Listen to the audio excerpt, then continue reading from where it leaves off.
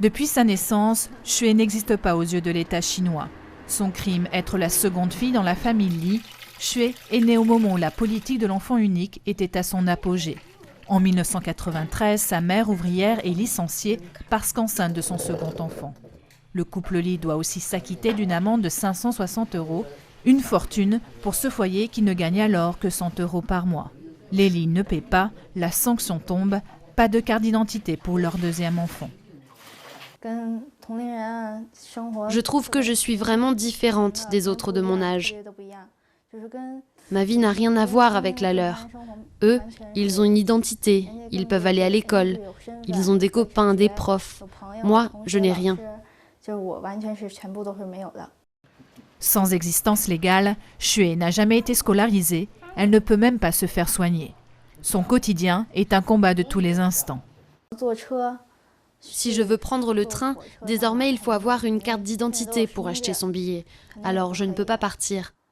Si je suis malade et que je vais à l'hôpital, je dois avoir mon carnet de santé avec moi. On me demande mon nom et mon carnet, mais je n'en ai pas. L'histoire de cette jeune fille est malheureusement banale. Xue fait partie de ceux que l'on appelle les enfants noirs, des enfants nés en dépit de la politique de l'enfant unique qui vivent ainsi en toute illégalité. La loi de l'enfant unique aurait évité 400 millions de naissances depuis sa mise en place, une nécessité dans le pays le plus peuplé du monde, mais aussi pour certains une injustice sociale. Il y a beaucoup de gens en Chine, mais cette politique n'arrive pas à contrôler cette population. Cette politique est juste là pour contrôler les pauvres, ceux qui n'ont pas de pouvoir.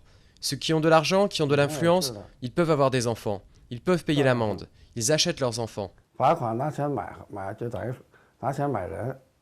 Une injustice et des frustrations qui pourraient à terme menacer la paix sociale. Si